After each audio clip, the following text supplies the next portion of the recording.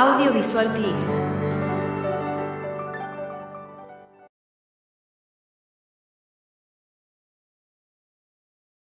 Tenemos nuevos datos acerca de tabúes reales y sacerdotales. Esto parte de Sir James Fraser, que escribió un libro en donde hace que es un catálogo de estos tabúes. En tal lugar, el rey o el emperador no podían hacer tal cosa por tal razón.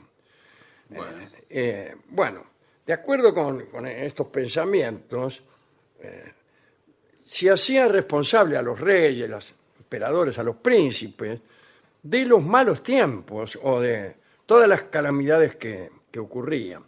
Y se consideraba a la persona de aquellos reyes o a veces sacerdotes como si fueran el centro dinámico del universo, centro del cual se irradiaban líneas de fuerza en todas las direcciones del cielo, de tal modo que un movimiento de la cabeza del sumo sacerdote o el rey podían alterar alguna parte de la naturaleza seriamente.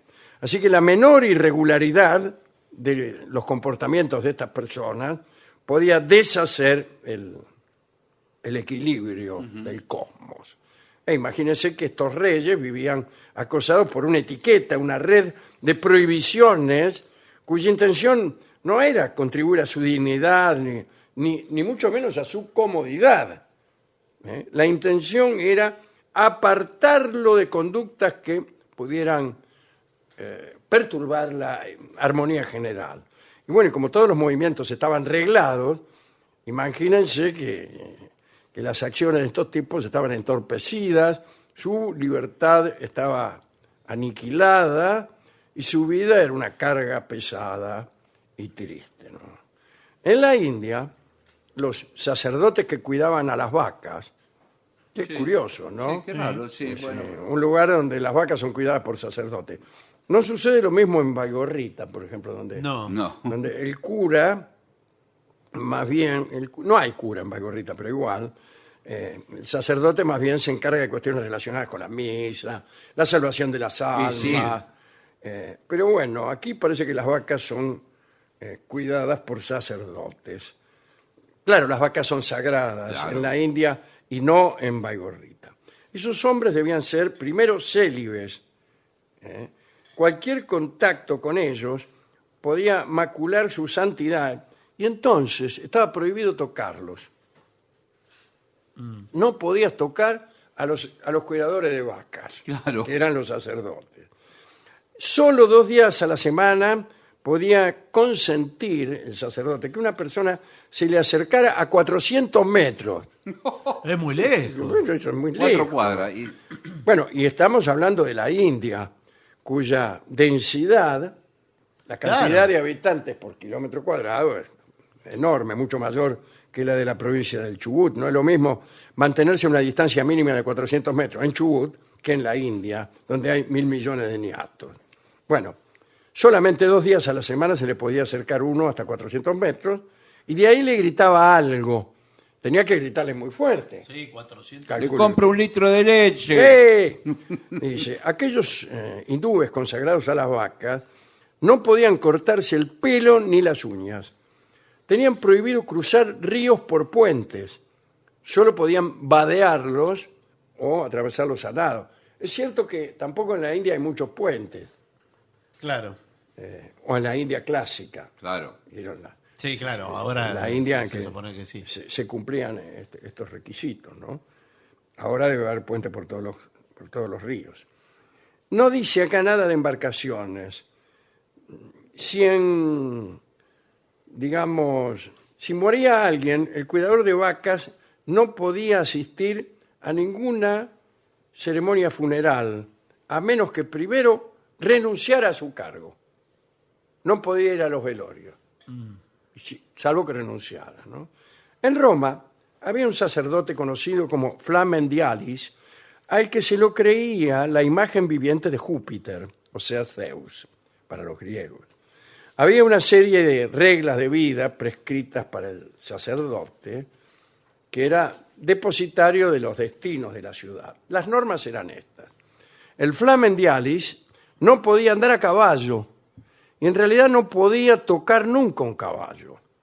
Bueno, esto no parece gran cosa, porque uno puede vivir mucho tiempo sin tocar un caballo. Pero tampoco podía tener ningún nudo en su ropa, lo que ya es un poco más complicado. No podía reposar bajo una parra. Los pies de su cama debían estar embadurnados de barro. Su cabellera solo podía cortarla un hombre libre y con un cuchillo de bronce. Los recortes de sus uñas, que acabamos de decir que no se las podía cortar, así que, Sí. bueno, Sí, no, raro. no sé lo que me pesco, pero debían ser enterrados estos recortes bajo un árbol. Bueno, es decir, solo se podía cortar las uñas si después tomaba la precaución de enterrarlas bajo un árbol. Bueno, que no era, sin embargo, un árbol cualquiera, sino un árbol fasto. Ya se sabe que había árboles fastos y nefastos. No podía tampoco ni mirar ni tocar perros. Eso está bien.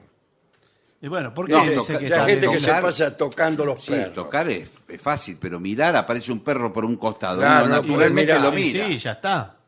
Acá dice, no tocar un perro es más o menos fácil, pero Claro. no mirarlo es más difícil. Claro. Porque uno a veces no sabe dónde está el perro. No es que lo miro, sino que el perro, como suele decir usted, Entra en su campo visual. exactamente. ¿no? Además, si a usted le ladra un perro a su espalda, Sí, se da vuelta y se da mira. vuelta, es vuelta, sí. automático. Pero salvo que usted ocupe el cargo de Flamen Dialis. Claro, bueno. Tampoco podía comer habas. Otra vez las habas, ¿no? Las encontramos con un carácter semisagrado en Pitágoras, que según parece creía que algunas almas transmigraban y se alojaban en habas. Y ahora las encontramos aquí. Prohibida su ingestión a los sacerdotes conocidos como Flamen Dialis. Aquel sacerdote romano vivía casado con la llamada Flamínica, una mujer, no una mujer llamada Flamínica, sino una mujer que ocupaba el cargo o la distinción a la que llamaremos Flamínica. Y esta mujer tenía que observar todas las reglas del marido, incluso la de los perros, y otras, como por ejemplo que en los festivales debía andar con el cabello despeinado. Y la otra cosa era que la suela de sus zapatos no podía ser hecha con el cuero de un animal que hubiera muerto por enfermedad o vejez, sino por un animal que hubiera sido sacrificado expresamente a tal efecto. En la costa oeste del África, en la Guinea Baja, vivía en un bosque un rey sacerdotal. Este rey no podía tocar a una mujer, ni dejar su casa, ni aún levantarse de su silla, en la cual tenía que dormir sentado. Esta quietud, según creían los nativos, regulaba las tormentas y en general mantenía el estado salutífero y uniforme de la atmósfera. A esto le llamo yo ciencia. No, señor, no parece. más lejos. En imposible. México estaba el gran pontífice de los zapotecas, que gobernaba Yopá, una de las ciudades más grandes del reino, y era considerado como un dios aquí en la tierra. De modo que para ir de un lado a otro, para caminar como la gente común, era llevado en unos palanquines. Claro. Pero a ningún lado podía ir, no podía poner los pies en el suelo. Y andaba siempre en el aire, sostenido por unos alcauciles que lo llevaban de un lado para otro. Sí. Hay que decir que estos oficiales que lo acarreaban pertenecían a las familias más distinguidas. Este hombre no podía mirar a nadie. Todo el que se lo encontraba frente a frente caía con la cara al piso, porque aún si uno miraba la sombra de este tipo, se moría. Claro, era difícil saber cuándo venía el ñato, ¿no? Bueno, eso yo, es muy difícil todo esto. Sin embargo, muchas veces este gran pontífice de los zapotecas se emborrachaba. Y entonces los súbditos creían que por esos momentos, mientras estaba en curda, no pertenecía ni al cielo ni a la tierra. Y solamente durante ese periodo podían las personas comunes arrimársele. Podían beber con él y de paso le acercaban algunas de las más bellas vírgenes que estaban consagradas Por favor. al servicio de los dioses. Señor. Así que muchos de estos funcionarios vivían en Kurda, Sí. que era la única manera de vivir. Me gustaría finalizar esta pequeña charla recordando algunas cosas que le pasaban al emperador del Japón, que era la reencarnación de la diosa Sol. Es la Sol y el Luna en Japón, como en muchos otros lugares. El Mikado, así se le llama al emperador del Japón, asume en sus declaraciones oficiales y decretos el título de deidad manifestada o encarnada. Esto, sin embargo, fue oportunamente derogado por el último emperador, Hirohito. La siguiente descripción del modo de vivir del Mikado fue escrita ya por el año 1700. Voy a dar algunos datos. Muy bien. Dice, bueno, este tipo tampoco podía tocar el suelo con los pies. Es transportado en andas de un lado para otro. No puede ir al aire libre porque el sol no es digno de iluminar su cabeza. No se corta las uñas, ni el pelo, ni la barba. Lo hacen cuando él duerme y se considera un robo. De este modo no se perjudica su dignidad. Está obligado a sentarse en el trono todas las mañanas con la corona imperial, que pesa unos buenos 6 o 7 kilos, en el marote. Allí está obligado a quedar inmóvil, como una estatua, sin mover las manos, ni los pies, ni ojos, ni ninguna parte de su cuerpo. Y de este modo se conservaba la paz y la tranquilidad del imperio. Si, desgraciadamente, se movía o miraba para otro lado, estallaba la guerra, lo cual sucedía con bastante frecuencia, ¿no? Las comidas del emperador eran cada vez servidas en platos nuevos y los platos que usaba el emperador eran ordinarios. ¿Por qué? Bueno, porque había que romperlos. Muy ¿Qué bien. quiere decir todo esto? Bueno, no quiere decir nada. En otro programa, proclive a la moraleja, podríamos decir que después de todo ser un hombre de Estado no es o no debe ser un privilegio, sino por el contrario, debe ser una obligación de un orden mucho más pesado y difícil de sobrellevar que las obligaciones de los hombres comunes. Y en ese único sentido, uno debe tomar o aceptar una situación de aparente superioridad o jerarquía. El hombre superior, no recuerdo si decía Ortega y Gasset o Ángel Labruna, es un hombre que hace recaer sobre sí una mayor cantidad de obligaciones y que no se permite ni una sola violación de las leyes generales o de las que le son propias por su mera jerarquía. Quiere decir que forzosamente tiene que ser más difícil ser un príncipe, un hombre sometido a las obligaciones de gobernar, que no serlo. En algunos lugares se ha tomado, desgraciadamente, la función pública como un privilegio. Y no lo es al contrario.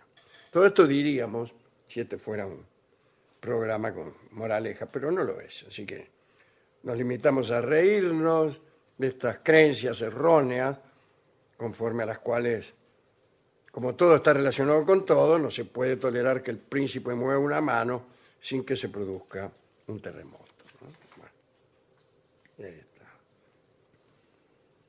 Dice, dedicamos esta charla al gran pontífice de los zapotecas, que hemos mencionado recién, era el tipo ese que solo podía relacionarse con alguien cuando estaba en Kurda. Sí. Aquel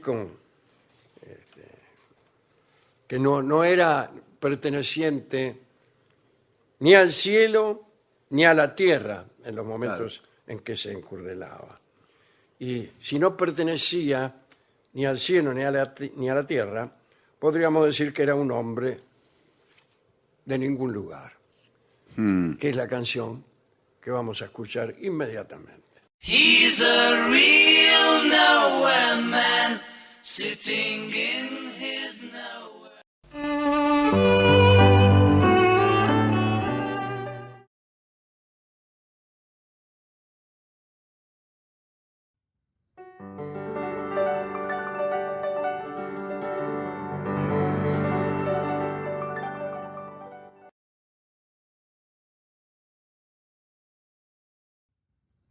Gracias por ver y escuchar este video. Y no olvides suscribirte para recibir las notificaciones de nuevos videos todas las semanas.